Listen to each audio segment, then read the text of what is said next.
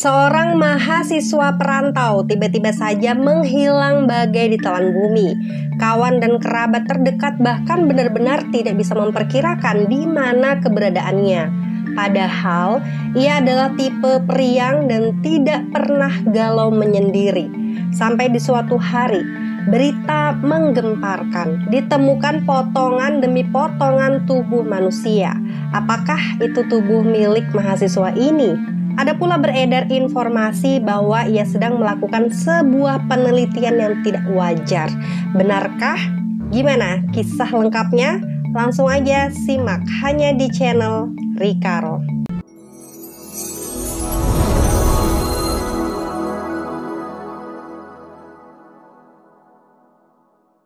Redo Tri Agustian merupakan seorang remaja yang berusia 20 tahun. Ia tinggal bersama dengan keluarganya di sebuah rumah yang berlokasi di Jalan Yosudarso depan Masjid Al-Ihsan, Pangkal Balam, Kota Pangkal Pinang. Keluarga menggambarkan, Redo ini dikenal sebagai sosok seorang anak yang sangat ramah, baik dan juga taat beragama. Setelah Redo menyelesaikan pendidikan SMA, ia kemudian memutuskan untuk pergi merantau ke daerah Yogyakarta. Di sana ia tinggal di sebuah kos yang berlokasi di daerah Kelurahan Taman Tirto, Kapanewon Kasihan, Kabupaten Bantul. Di perantauan, Redo ini tengah berkuliah dengan mengambil jurusan hukum di Universitas Muhammadiyah Yogyakarta atau UMY. Dan untuk saat ini, Redo tengah duduk di bangku semester 4. Redo juga dikenal sebagai anak yang patuh dan tidak neko-neko, terutama menurut orang tuanya. Beliau menceritakan saat Redo menempuh kuliah di Jogja, tidak pernah terdengar ada kabar yang aneh-aneh tentang anaknya ini. Hal ini juga diperkuat oleh pernyataan dari salah satu guru SMA-nya. Karena menurut gurunya, selama Redo sekolah di SMA 4 Pangkal Pinang, ia dikenal sebagai siswa yang baik dan tidak pernah mencari masalah dengan murid yang lain. Selain dikenal baik, Redo juga cukup aktif mengikuti beberapa kegiatan di sekolahnya, seperti pramuka, ekskul seni, dan juga keagamaan. Redo sering membagikan cerita-cerita lucu kepada guru dan juga teman-temannya. Bahkan ia dikenal sebagai anak yang cerdas dan juga mengikuti beberapa macam lomba, baik secara akademis maupun non-akademis. Menurut seorang guru pembina pramukanya bernama Bapak Suwartono, bila pulang kampung halaman, Redo ini sering bersilaturahmi ke tempat kediaman Pak Suwartono. Di sana ia sering menceritakan pengalamannya pada saat ia berkuliah. Dan sebagai seorang guru pembina yang baik, tentunya Pak Suwartono sering memberikan nasihat-nasihat juga kepada Redo yang kala itu sedang berkuliah di perantauan. Pada tanggal 11 Juli 2023, malam itu Redo sempat bertemu dengan salah satu teman kosnya yang bernama Apriansah. Di sana mereka berdua sempat pergi ke salah satu rumah makan untuk sekedar membeli makan malam. Tapi yang anehnya teman-teman, Redo ini tiba-tiba saja pamit balik ke kos duluan. Menurut Apriansah, Redo kala itu tampak terburu-buru saat mau kembali ke kosannya. Apriansah mengajak Redo untuk barengan aja pulang ke kos. Tapi Redo berkata bahwa ia harus duluan karena Redo merasa sangat lapar katanya. Sesampainya di kos, Apriansah bahkan tidak mendapati Redo sama sekali di dalam kosnya. Dan di hari yang sama, salah satu kerabat Redo kemudian melaporkan hilangnya Redo kepada Polsek Kasihan. Saat dilaporkan menghilang, teman-temannya ini berkata kepada polisi bahwa mereka sudah seharian full menghubungi Redo dan tidak ada jawaban sama sekali. Ditambah lagi, kamar kosnya ini terkunci dari luar yang menandakan bahwa Redo ini tidak berada di dalam kamar. Setelah mendapatkan laporan tersebut, kemudian pihak kepolisian pun langsung datang ke tempat kos milik Redo dengan mengecek beberapa rekaman CCTV yang terpasang di kos tersebut. Nah, di dalam rekaman CCTV itu ternyata tampak terlihat jelas bahwa malam tadi Redo sempat keluar rumah dengan menggunakan motor sambil memakai celana pendek warna hitam dan juga hoodie yang berwarna hijau. Apriansyah mengungkapkan teman-temannya ini juga ternyata sudah berupaya untuk menghubungi Redo dan chat WhatsApp-nya sempat tersampaikan pada Selasa siang. Akan tetapi yang anehnya di Selasa malam, chat WhatsApp-nya ini sudah tidak tersampaikan lagi alias sudah centang satu. Ternyata pada malam itu, Redo ini berkunjung ke kosan milik salah satu kenalannya dari Facebook yang bernama Waliyin. Dan informasinya, Waliyin ini merupakan seorang pria yang berusia 29 tahun. Ia tinggal di sebuah kosan terpencil di Dusun Krapiak, RT 04, Kecamatan Triharjo, Sleman. Berdasarkan informasi dan sepengetahuan para tetangga kosnya, Waliyin selama ini diketahui merupakan seorang karyawan di salah satu restoran ternama yang berada tidak jauh dari tempat kosnya. Dan berdasarkan keterangan pemilik tempat kos itu, Waliyin ini sudah menempati kosan tersebut selama kurang lebih setahun. Waliyin dikenal sangat tertutup dan tidak pernah berbaur dengan tetangga kosnya. Ia hanya menghabiskan waktu dengan bekerja. Dan apabila libur, Waliyin hanya berdiam diri di dalam kamar kosnya saja. Bahkan sampai selama hampir setahun ini, pemilik kos mengaku sama sekali tidak pernah melihat atau bertemu langsung dengan Waliyin. Waliyin dan juga Redo berkenalan lewat sosial media. Karena memang beberapa bulan yang lalu, Redo ini tergabung dengan sebuah grup Facebook atau komunitas pecinta BDSM.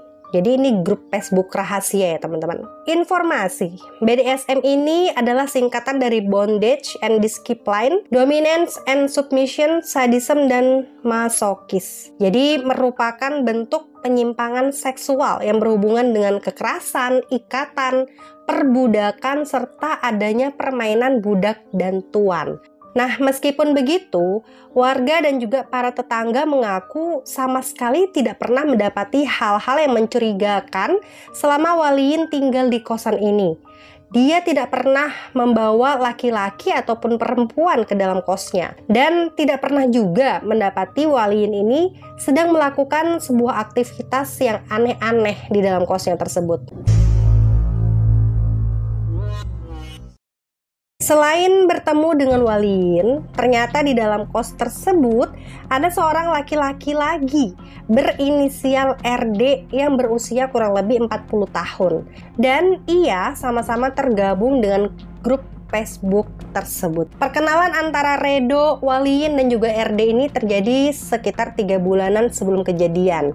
Komunikasi intens antara ketiganya membuat mereka akhirnya sepakat untuk melakukan pertemuan atau kopi darat malam itu. Kemudian Waliyin mengundang RD untuk datang ke Yogyakarta yang juga bertujuan untuk bertemu dengan Redo.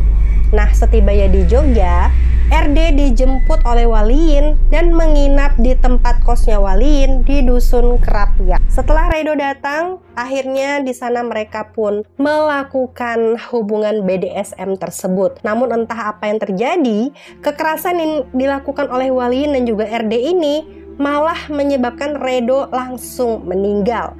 Ini sesuai dengan pengakuan dari para pelaku ya. Dan aktivitas tidak wajar tersebut berkaitan dengan kekerasan. Nah, kekerasan ini dilakukan secara berlebihan sehingga menyebabkan kematiannya Redo. Melihat Redo sudah tak bernyawa, Waliyin dan RD panik ya kan.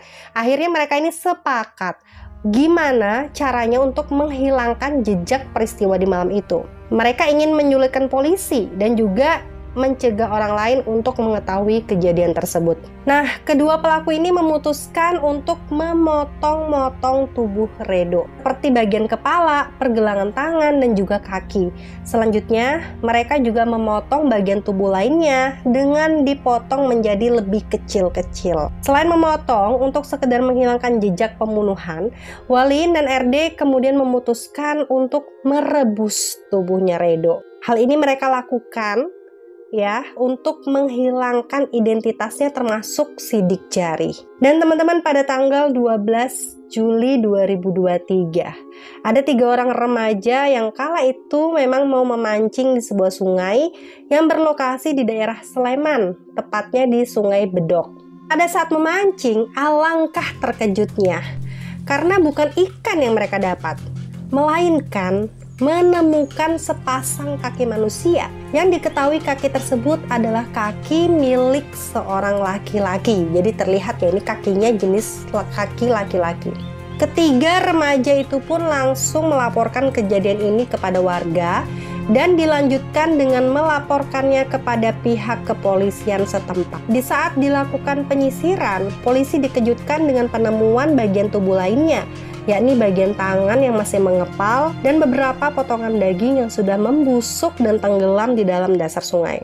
Karena potongan-potongan tubuh ini cukup menyebar, akhirnya polisi memutuskan untuk memperluas area pencarian. Sampai 3 hari kemudian, tepatnya di tanggal 15 Juli, polisi lagi-lagi menemukan bagian tubuh lainnya seperti kepala dan juga jeroan serta jari-jari manusia. Beberapa potongan tersebut sudah dikubur oleh si pelaku di pinggir kali Turi. Nah, untuk mengetahui siapakah sosok dari korban mutilasi ini, polisi kemudian langsung mencoba untuk melakukan tes DNA atau sidik jari. Namun sayang, dikarenakan beberapa potongan tubuh ini telah direbus, hal tersebut membuat polisi kesusahan untuk mengungkapkan sosok korban mutilasi ini.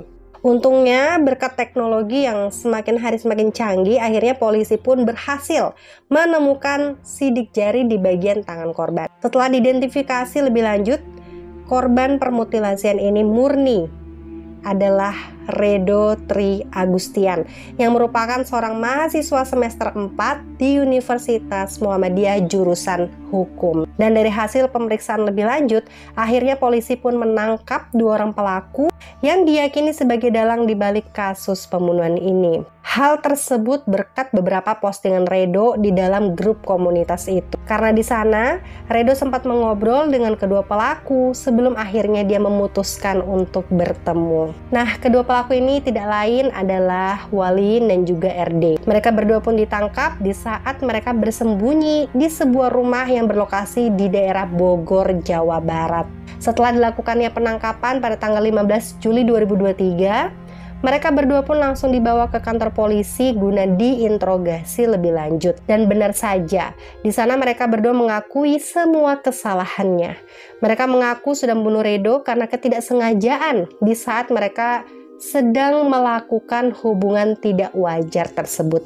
Dan di situ mereka juga mengaku demi menghilangkan jejak dan karena panik, mereka memutuskan untuk memutilasi bagian tubuh Redo sebanyak beberapa bagian dan kemudian merebus bagian tubuh itu satu persatu. Atas semua perbuatannya itu, Walin dan juga RD dinyatakan bersalah atas tuduhan pembunuhan berencana dengan ancaman hukuman penjara seumur hidup, bahkan bisa mendapat hukuman mati. Tetapi teman-teman, ada fakta lain di balik kasus ini. Karena Redo ternyata bergabung ke dalam grup BDSM ini bukanlah dikarenakan semata memiliki hasrat brutal, melainkan sedang menjalankan suatu misi. Dikarenakan Redo ini adalah seorang mahasiswa yang berprestasi yang ditunjuk kementerian untuk melakukan penelitian tentang kehidupan kelompok remaja yang tidak wajar di Yogyakarta. Redo benar-benar serius dalam menyelesaikan penelitiannya yang ia jalankan selama kurang lebih 3 bulan untuk mendapatkan informasi tersebut. Hingga pada akhirnya, jawaban dari semua usaha yang ia lakukan justru berakhir menjadi petaka yang menyakitkan. Bukan hanya untuk Redo, tetapi keluarganya, kerabat, sahabat, serta juga instansi yang menugaskan Redo. Semoga yang ditinggalkan Redo diberikan kesabaran dan Redo juga bisa tenang di alam akhirat. Amin ya robbal alamin. Dan teman-teman, silakan sampaikan pendapat kalian dengan kasus kali ini. Semoga keluarga dan anak-anak kita terselamatkan dari hal-hal negatif yang tidak bermoral. Terima kasih sudah klik video ini dan sampai jumpa di videoku selanjutnya. Bye!